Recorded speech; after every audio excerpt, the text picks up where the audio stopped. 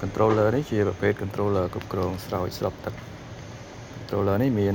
8 station មានន័យថាអាចបញ្ជាបាន8វ៉ានហើយវ៉ានដែលយើងប្រើហ្នឹងវាមានទំហំចាប់ពី21ទៅដល់លេខ150អញ្ចឹងអានេះយើងដើម្បីប្រើវាជាទី1យើងមានប្រើថ្មអញ្ចឹងយកទៅការប្រើភ្លើងមានប្រើថ្មហើយបើសិនជាកុំឲ្យពិបាកអត់ថ្មយើងអាចប្រើ solar អញ្ចឹងយើងប្រើ solar ទៅអញ្ចឹងក៏បានដែរ solar ភ្ជាប់ជាមួយហ្នឹងហើយក្នុង controller នេះយើងអាច set program បានមានពីរប្រភេទ A B ហើយមានម៉ោងវា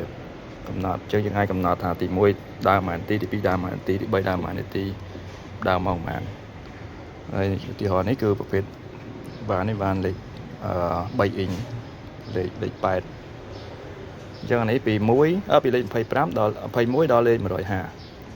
ហើយនេះវាមានភ្ជាប់ជាមួយនឹង sensor នេះយើងអាចក្នុងនេះបើ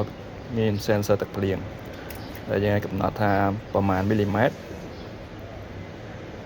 ចាប់ដើមផ្ដាច់ប្រមាណមីលីម៉ែត្រផ្ដាច់អញ្ចឹងមានកន្លែងកំណត់វាភ្លៀងខ្លាំងភ្លៀងតិចយើងកំណត់បានបន្ទាប់មកយើងភ្ជាប់ខ្សែហ្នឹងចូលទៅក្នុងsensor នេះហើយក្រៅពីហ្នឹងក៏មាន sensor សំណើមដី sensor សំណើមដីនេះដូចគ្នាមានខ្សែវាយើងភ្ជាប់ទៅកន្លែង sensor ដែរអញ្ចឹងកន្លែងនេះយើងកំណត់មាន SML ដែលយើងកំណត់នេះ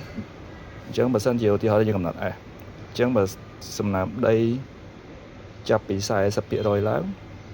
ដល់ម៉ោងស្រោចវាឡើងស្រោចព្រោះនេះវាផ្ដាច់ហើយយើងយក M នឹង 60% អញ្ចឹងតើដៃនឹងឡើងលើសពី 60% បានវាផ្ដាច់អានេះយើងអត់ទៅកាយទេយើងត្រូវការតែថ្មហើយប៉ុណ្ណឹងគ្រប់អាចប្រើបាន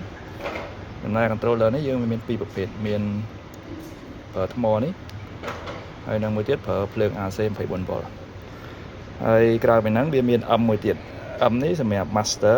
ហ្នឹងវាប្រើសម្រាប់គ្រប់គ្រង motor ឬគ្រប់គ្រងវ៉ានធំអញ្ចឹងក្នុងចំណោមទាំងអស់ហ្នឹងទាំង8ហ្នឹងបើសិនជាមួយណាបើក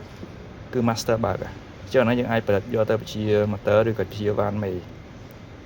ប៉ុន្តែយើងបើសិនជាយើងចង់ភ្ជាប់ motor យើងត្រូវថែម controller មួយទៀតចំណែកprogram របស់វាមានចែកជា2ក្រុម A និង B អញ្ចឹងក្នុង program មួយមាន4វេនទៀតអញ្ចឹងមានថាសរុបអាចស្រោចបាន8វេនក្នុងមួយថ្ងៃ